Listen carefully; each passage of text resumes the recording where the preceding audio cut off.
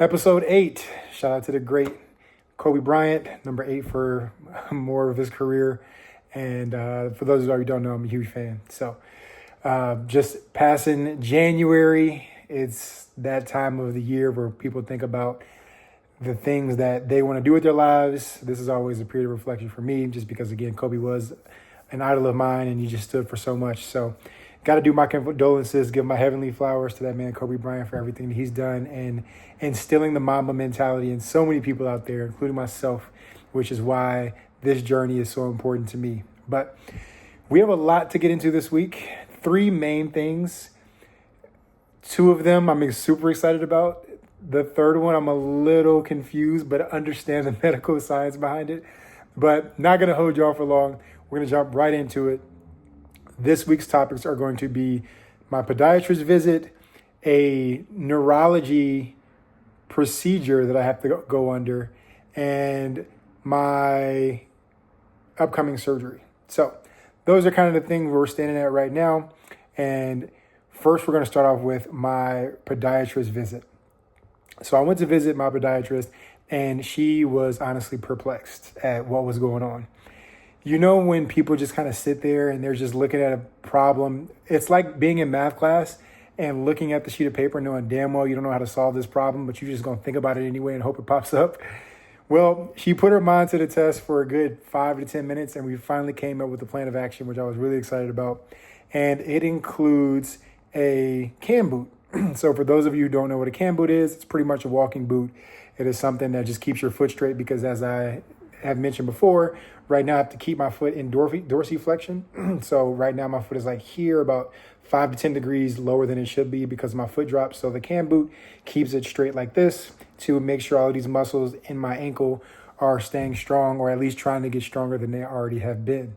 So that was the first order of action. Get me in the cam boot. And with my ankle being as stiff as it is, because my leg was pretty much locked out for months, and my foot was the same thing. So all of those muscles on the top of your foot that lay on top of your ankle were all just super weak because I hadn't moved my ankle like this since September. So you can imagine muscle atrophy, all of that stuff had my ankle going down. So we've addressed that with the cam boot, and we're hoping that that contributes to me getting that dorsiflexion back and getting me back to neutral. That way I don't trip when I walk, because if I try to walk without my cam boot, my foot just drops every time I lift it up because I can't lift the toes up. So lesson learned there. Got in the cam boot. Do I love it? No. Is it comfortable? No. But it allows me to walk at a pace that is a little bit better, and it's more safe for me on different types of terrain, because when I walk without it, if the concrete changes, then my foot tends to catch, and then that's when I trip. The last thing I want to be doing right now is tripping and falling and doing any more damage to what I've already done. But the conversation continues, and then she goes into this situation where we're going to have to do an EMG, and it is basically an electrical signal test that the neurology team is going to do to see how my peroneal nerve is healing up. Now, this is pretty standard in the neurology business, just because they have to check impulses to see if there's been any progress. However, there won't be a baseline for me back in September because the surgeons on the plastic team did not do a nerve study then. So it was pretty much just 0 at that point, I guess. And then now we're going to see how much I've progressed over the last 4 months. So looking forward to that. But there's a catch.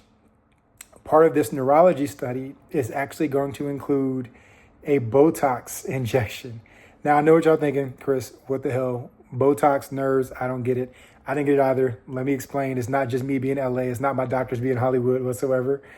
It is actually going to help my calf muscle loosen up, because the issue that I'm facing right now is my calf muscle is actually dominating the front side of my leg. So that area I mentioned before, right on the top of my ankle, my calf muscle behind it is dominating it. So it's not strong enough to lift up because the back of it is dominating, if that makes sense. So since my foot was straight for so long, my leg was basically flexed. So this has gotten really strong, this being my calf, and the top of my ankle has gotten really weak.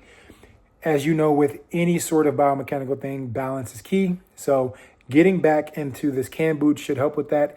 and so will this Botox injection. So never thought I would be saying this, but yes, my name is Chris Eversley, and I will be getting Botox at the tender age of 33 years old, and it is not a cosmetic choice. But all jokes aside, I'm really looking forward to that because it should help me just be able to maintain and restore any sort of balance that I need to have and make sure that we're on the right track for restoring range of motion to that area. Because as I mentioned, there's a lot of stiffness and everything going on. So this is only going to be able to help that.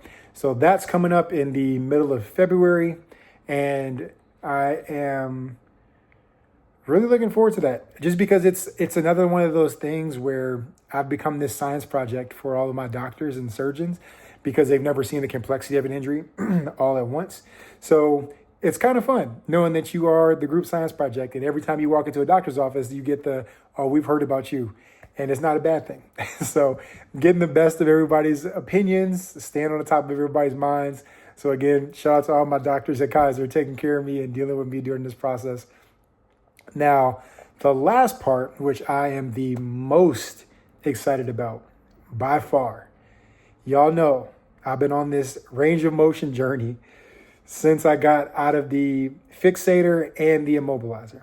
Now, if you don't recall, I started at 20 degrees range of motion, and we are at about 6 weeks of therapy, and your boy is at 55 degrees. So why is that good?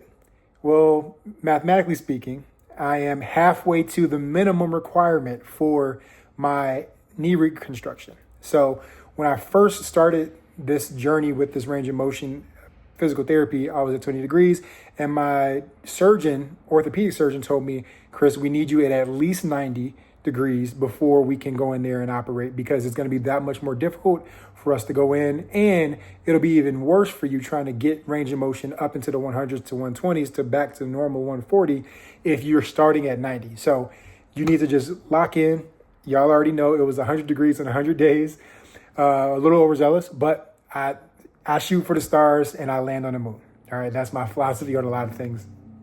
Now, 55 degrees, going back to us math experts out there, that is 35 degrees from where I started and 35 degrees more to the minimum. Now, really, really, really appreciate everybody working with me on that because it's forced me to just work on something that is extremely difficult for me because the thing that bothers me the most about my range of motion isn't anything physical. I've been injured before.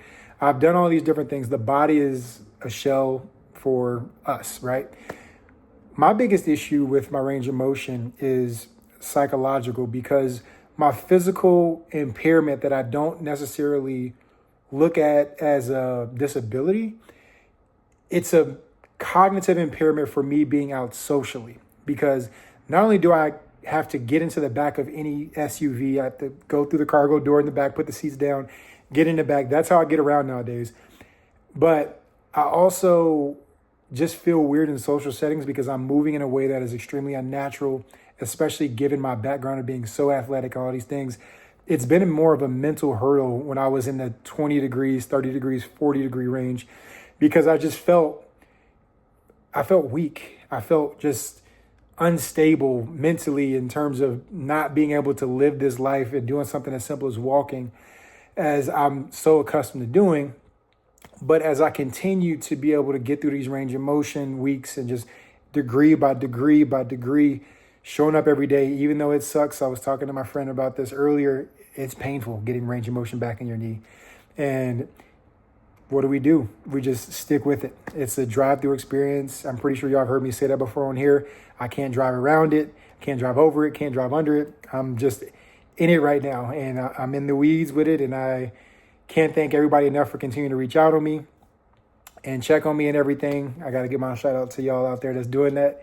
But this range of motion, breaking this 50-degree barrier was absolutely monumental for me physically and my psyche because now, since I'm in this walking boot and I can walk a little bit more normal, and I can walk outside, I can be in social settings, my knee is just not locked out straight and I can't fit into certain booths at restaurant. And all of these different things that I couldn't do when I was lower in range of motion have now been unlocked. So when I tell y'all every time I have a chance to be outside now, it's happening. I don't care if I'm cargo in the back of the car. When I get up to 85, 90 degrees, I'll be able to get in the passenger seat of a car because I'm going to be able to bend.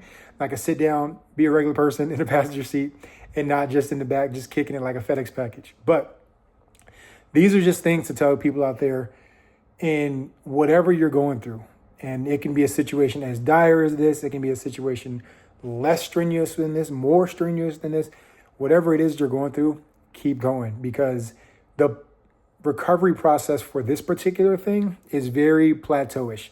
You grow up a little bit, boom, and you're plateauing for a while. Boom, boom.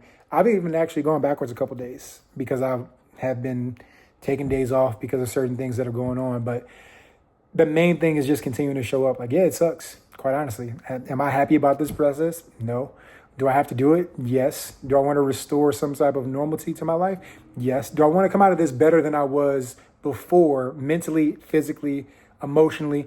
Hell yes. So the only way to get there is to just keep showing up, shut my mouth, don't complain, and go to work. And that's what I do every day. So that has gotten me 35 degrees over the past 6 to 7 weeks. And this is true testament of just showing up every day and not being able to sleep on my side, which I can finally do. I'm telling you, 50 degrees unlocked a world of opportunity for me just in simple things as sleeping. So I can also shower now and not have to worry about it. I'm done taking public showers. I cannot tell y'all how embarrassing it was to just be naked in a pool shower and have somebody walk in on you and just because you can't take showers in the house because you can't get into the bathtub. That type of stuff, it really takes a toll on you. So when I tell y'all it's been a struggle, damn, man, it's been a grind. But all of those moments in each of those days where progress was slow and I didn't think I was making any movement towards where I wanted to be, this is all worth it. It's all worth it now. And again, I'll be saying the same thing in 6 months.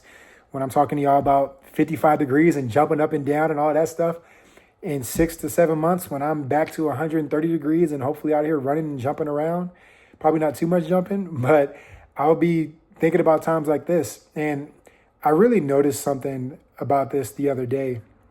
I went back and I watched the first couple episodes of Summit S33ker and just realizing who I looked like as a person when even the background was me being in a hospital bed. It's been so much that's happened over the past 4 months, and the progress that I have made, it's shown me that it's important to mark your journey, quite honestly. If you are one of those people who wants to do a lot of things in life and you feel as though burdens kind of get you down, track your progress. I used to do this before I got injured. Whenever I write notes in my business notebook, I'd always date the top of the page. And 5, 6, 7 months down the road, I go back and I'm like, damn, I was thinking about this then. This is the same thing. I went back and I looked at these first couple episodes and I'm like, damn, I was really out here down bad physically and mentally. But it just makes me that much more proud of my journey as time has gone on. So that is pretty much the summary of what's been going on lately. Again, Botox about to go down. Shout out to your boy becoming LA for real. And looking forward to that. I'll obviously be keeping y'all posted on all of that stuff. I'm going to start working on some more creative things this year. I had a couple of friends reach out, and there are going to be some pretty cool things I'm excited to share with y'all at some point later on this year. But we're going to start filming some things, working on a lot of stuff, doing a lot more stuff under the OS brand, under the OS umbrella. So if you just know me from my YouTube videos, great. I hope I'm helping you in some way. If you are not familiar with what Overtime Solutions is, it is the ideal leading development company for leadership development and making sure that young student athletes or graduating student athletes are able to possess the skills that will make them leaders, entrepreneurs, better business people, better humans, better partners, whatever it is across the board. I want to be able to take this experience and make sure that I pass it on to the next generation of people that need guidance. And now I have a hell of a story to blend with it. So I'm not going to give out the super big cat in the bag, but there's something super dope that I'll be a part of in a few weeks. I'll be sharing it via the socials, LinkedIn, Instagram, all of that fun stuff, probably on my personal Instagram as well. So definitely be on the lookout for that. But until next time, I appreciate y'all. Love y'all. Thank y'all for checking on me, making sure I'm good. And I will see y'all in episode 9. Peace.